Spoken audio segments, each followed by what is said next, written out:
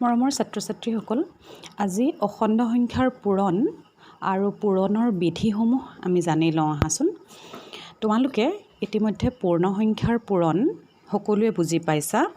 পূৰ্ণ সংখ্যাৰ পূৰণৰ ক্ষেত্ৰত আমি সংখ্যা দুটা পূৰণ কৰি পূৰণফল লিখিলেই হয় আৰু সেই পূৰণফলটোত ধৰা হওক উদাহৰণ হিচাপে 4 × 3 আমি উলিয়াব লাগে। তাৰ মানে কি বুজিবা, 4 × 3 যোগ কৰা, 3ক 4 বাৰ যোগ কৰা, অৰ্থাৎ 4 × 3 মানে আমি যোগ হিচাপে লিখিলে 3 + 3 + 3 + 3 এনেকৈ লিখিও কৰিব পাৰোঁ।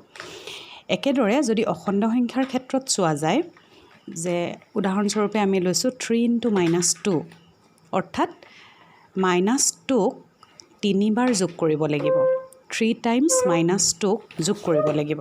আমি সংখ্যা ৰেখাডাল ড্ৰ কৰি ইয়াক সহজে বুজিব পাৰিম। চোৱাচোন, 0ৰ পৰা এবাৰত গ'ল -2, 2 টাইমছত গ'ল -4 পালেগৈ, আৰু তাৰপিছত আকৌ -2 গ'লে আমি পাম কি -6, অৰ্থাৎ 3 × -2 আনচাৰটো হ'ব -6, অৰ্থাৎ -2 + -2 + -2, অৰ্থাৎ -2ক যদি 3 বাৰ যোগো কৰা হয় তেতিয়াও আমি উত্তৰটো পাম -6।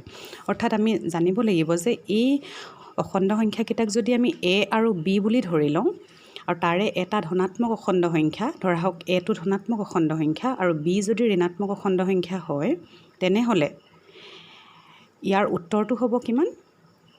সংখ্যা দুটাক পূৰণ কৰি A আৰু Bক পূৰণ কৰি তাৰ আগত বিয়োগ চিনটো দিলেই হয়।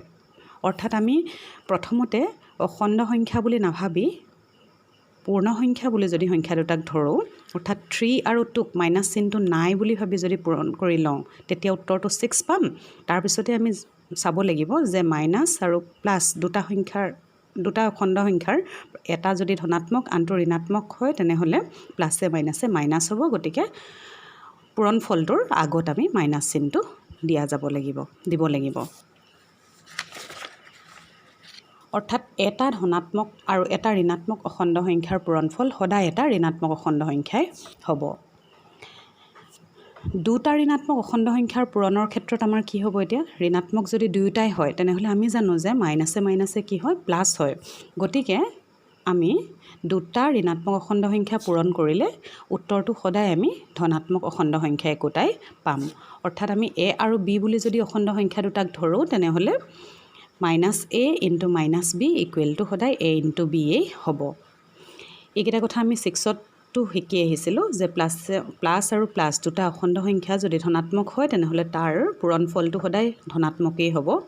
যদি দুটা ঋণাত্মক অখণ্ড সংখ্যাৰ পূৰণ হয়, সিহঁতৰো পূৰণফল সদায় ধনাত্মক অখণ্ড সংখ্যাই হ'ব। আৰু এটা যদি ঋণাত্মক আৰু এটা ধনাত্মক অখণ্ড সংখ্যাৰ পূৰণ কৰা হয়, তেনেহ'লে উত্তৰটো সদায় আমাৰ কিহত ওলাব? মাইনাছত ওলাব। একেদৰে প্লাছ অখণ্ড সংখ্যাৰ লগত এটা মাইনাছ অখণ্ড সংখ্যা পূৰণ কৰিলেও আমি উত্তৰটো ঋণাত্মকতেই পাম।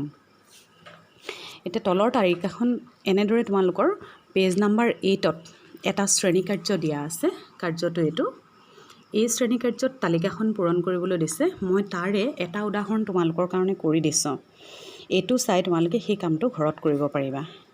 চোৱা, -9 × +3 কিমান হ'ব? 9 × 3 = 27, আৰু মাইনাছে প্লাছে মাইনাছ, গতিকে চিনটোৰ আগত মাইনাছ হ'ব। হৈছে। আকৌ এই -9টোৰে এই -5টোক পূৰণ কৰিব লাগিব। -9 - 5, 5 × 9 = 45, আৰু মাইনাছে মাইনাছে যিহেতু প্লাছ, গতিকে সংখ্যাটো ধনাত্মক হ'ব।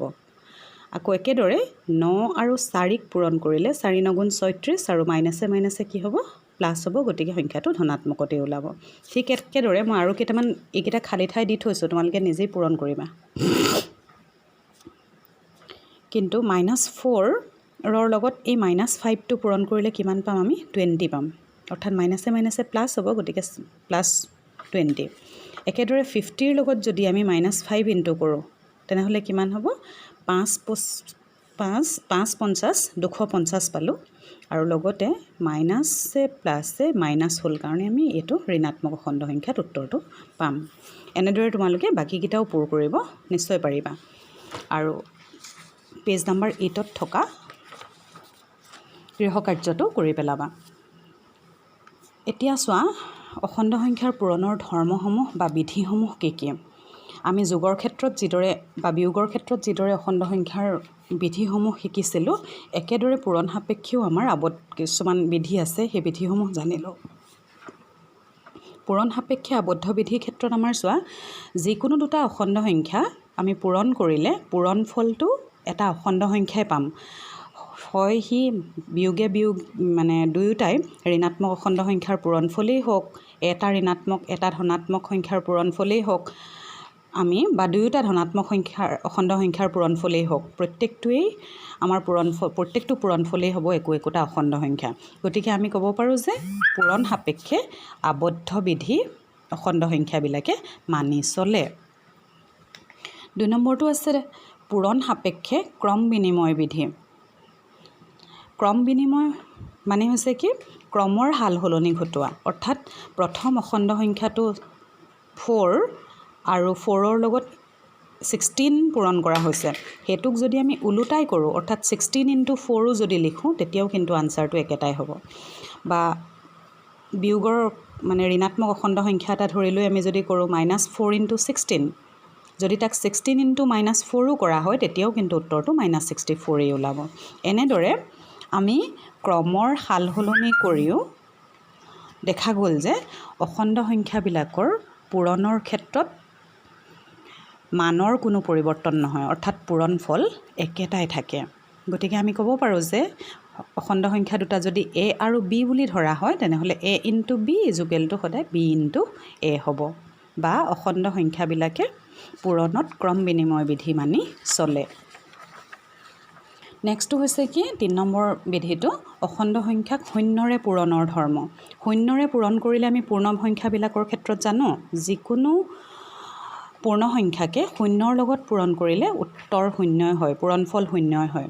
একেদৰে অখণ্ড সংখ্যাৰ ক্ষেত্ৰতো একেই, শূন্যৰ লগত যিকোনো অখণ্ড সংখ্যাক পূৰণ কৰিলেও শূন্য হ'ব, বা যিকোনো অখণ্ড সংখ্যাক শূন্যৰ লগত যদি পূৰণ কৰা হয়, তেতিয়াহ'লে উত্তৰ আমাৰ শূন্যই হ'ব। বা দুটা অখণ্ড সংখ্যাৰ যদি ওলোটাকে কওঁ আমি পূৰণফল শূন্য বুলি কোৱা হয়, তেনেহ'লে এটা শূন্য হ'বই লাগিব, এটা অখণ্ড সংখ্যা শূন্য হ'বই লাগিব। 4 নম্বৰ বিধিটো হৈছে অখণ্ড সংখ্যাৰ গুণাত্মক অভেদ, মাল্টিপ্লিকেটিভ আইডেণ্টিটি। গুণাত্মক অভেদ, গুণ মানে হৈছে পূৰণ, গুণাত্মক অভেদ, অভেদ মানে হৈছে একেই থকা। গুণাত্মক অভেদ, ইয়াত চোৱা, যিকোনো এটা অখণ্ড সংখ্যাৰ লগত 1 যদি আমাৰ পূৰণ কৰা হয়, তেনেহ'লে উত্তৰটো আমাৰ একেটাই থাকে, সেই সংখ্যাটোৱেই থাকে, সেই অখণ্ড সংখ্যাটোৱেই থাকে। অৰ্থাৎ -7ৰ লগত যদি 1 পূৰণ কৰা হয়, উত্তৰটো ওলাব -7। -100ৰ লগত যদি 1 ইনটু কৰা হয়, -100 হ'ব। অৰ্থাৎ কোনো অখণ্ড সংখ্যাক একেৰে পূৰণ কৰিলে পূৰণফল সেই সংখ্যাটোৱেই হয়। গতিকে আমি ক'ব লাগিব যে 1টোক কোৱা হয় অখণ্ড সংখ্যাৰ গুণাত্মক অভেদ বুলি।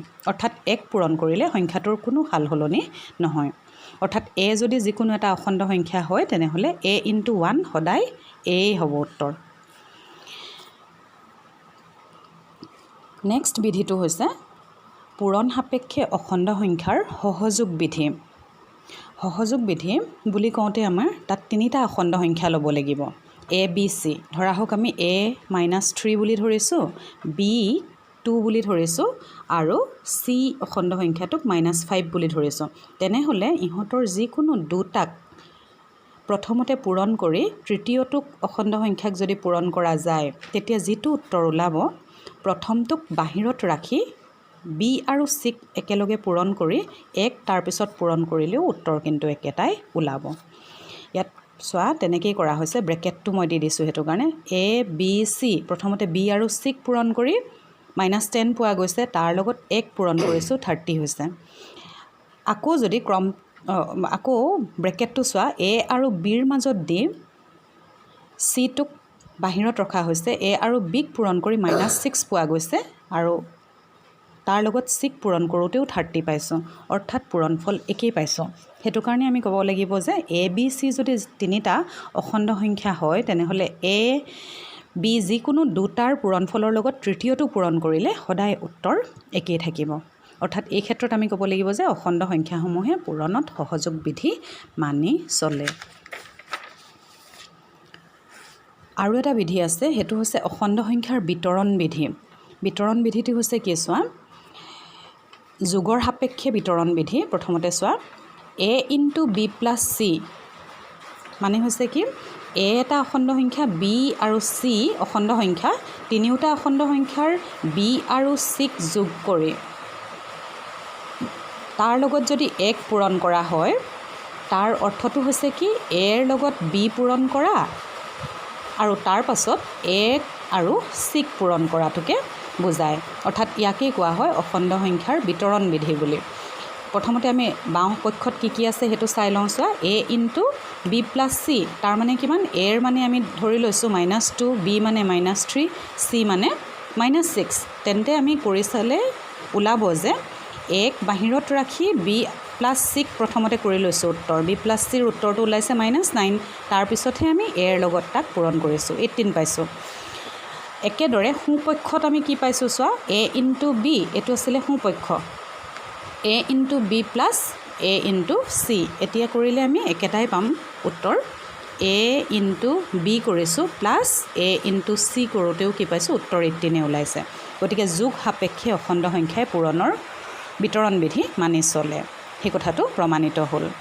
সেইদৰে মাইনাছৰ ক্ষেত্ৰতো, অৰ্থাৎ বিয়োগ সাপেক্ষেও অখণ্ড সংখ্যাবিলাকে পূৰণৰ বিতৰণ বিধি মানি চলিব। অৰ্থাৎ a × b - c মানে কিমান ওলাব, a পূৰণ b - a পূৰণ c।